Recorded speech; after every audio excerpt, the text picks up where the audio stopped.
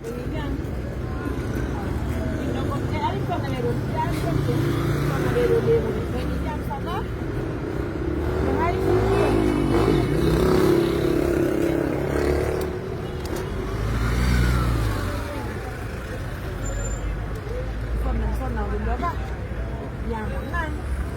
messieurs, tout de suite là, je descends dans mon bureau pour la maison. Je vois un tonton. Et là, on me dit qu'il est malade. Mais on m'apprend que il y a une dépense. Mais je pas pour ça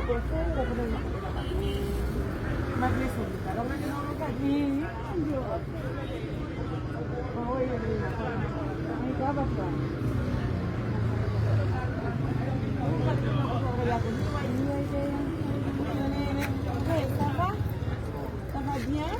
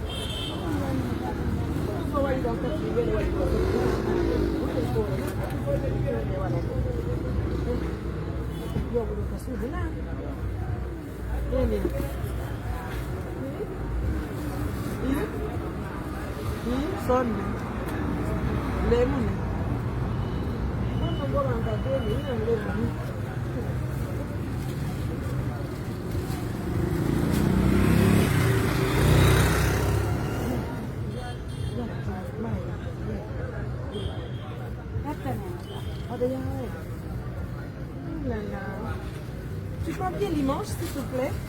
Hey, Lango, 10 euros. Nare Lango. O wawa arta wala ka biro do. Arde mi wala biro. Sio yani. No biro la. 10 euros. Hey da. Yo do aro landa do fiya. No Maria tu. Nani? Para dia dia. To waru tolle mu.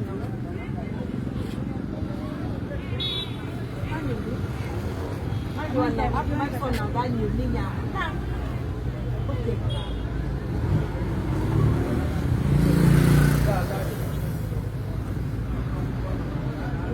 Je reste de l'autre côté parce qu'on ne voit pas bien. Ben, je ne connais pas sa famille, mais on m'apprend qu'il est très bien parce que malgré son handicap, malgré qu'il est malade, tout ce qu'il gagne, il envoie pour sa mère. Donc moi aussi, Inch'Allah, je vais aller d'abord l'acheter à manger.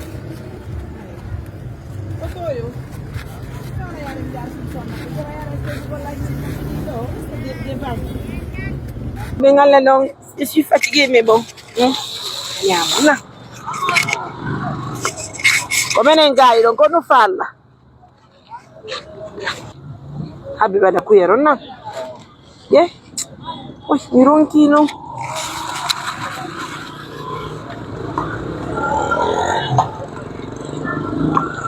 Oui, attendez la cuillère. Oh, il va manger. Coupure. Yamena.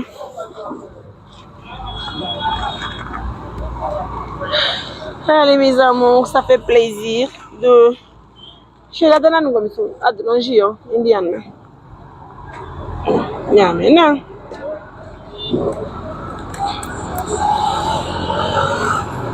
Ko yangani ko nene makko ko ɗum o hetti gemmano adi ko foɗo karen bugaki jiyo ɓurto jiyo ni on naɓora e ɗum ɗo ka suudu ñaame habbe mi joytano yoti joƴƴin ɗon on ñaama e moƴƴa koto o naɓora e jiyo gasara o nelde honto biro mo ɓe ka suudu konno ɓe nete na nenan tigi konto hoɗɗon abattoir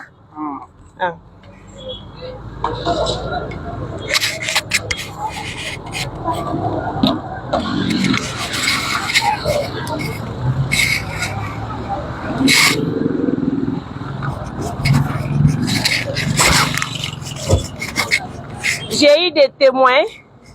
Dès que je lui ai arrêté la nuit là, j'ai entendu des jeunes dire que le monsieur là, il vient ramasser des ordures pardon, et des fers en ville, il revend. Le pot d'argent qu'il gagne, il envoie pour sa mère. Franchement, et je ne savais même pas cette histoire. J'avoue que ce qu'il reçoit la nuit là, c'est la bénédiction de ses parents. Je prie Dieu, que Dieu l'aide à recouvrir sa santé. Je vous invite à visionner la vidéo là. Cette nuit même, j'ai eu à animer cette émission, encore une fois de plus pour vous dire que les témoins,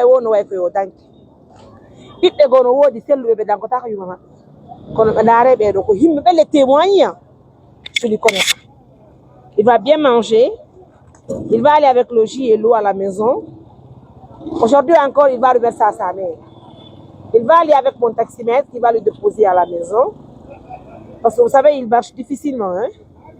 Donc il va rentrer avec le taximètre, ça va nous permettre de connaître sa maison. Et moi, je vais emprunter notre taxi motard pour rentrer chez moi. Il avait faim. Quand on a eu mon Harry, oh là là, il avait très faim. Ça va aller.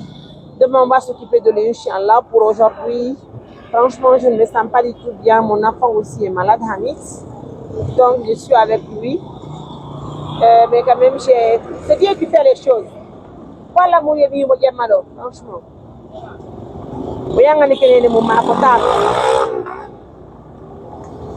Oh Dieu.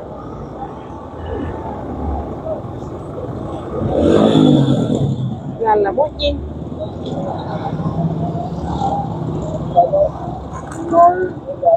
on haari yare ndiyam ko to naɓaɗo reɓe nan i yare ndiyam nan kono wombanelan non non kadi ɓe salota ko yawgol kamaɓɓe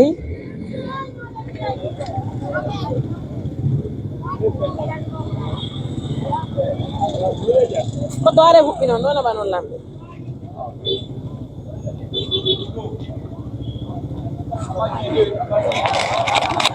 min taxi moto jangon nattan ka suudu nan awa so hootira suudu innolla yetta biro mo mi yewti janngo mi yetta ɓe nan ɗum ɗo poron tunino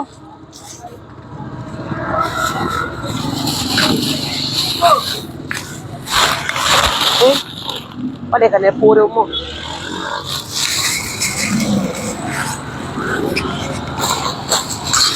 koto o ƴawe tu ɓe ka o to noon kadi kuma chéri ari wallalan ɗo e ko an suka ar wallalan ɗo ɓe jeejima adde ɗon na ari wallalan jawnugol ɓe ɗo koto ara o yeggitaro ɗacca ɗiɗima walla nelamde ɗon ƴawe ƴawe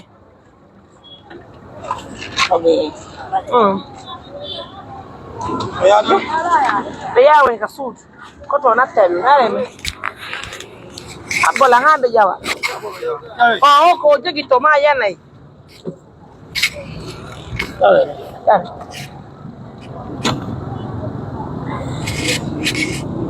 kotoyo kwan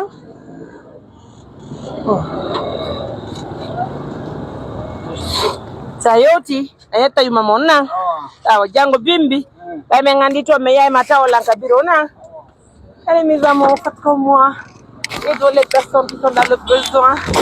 Grand merci à tout le monde, je vous aime, je vous adore. Il va rentrer tranquillement sur sa mère. Gros bisous à tout le monde, je vous embrasse. Assistance sur ma tête de chance.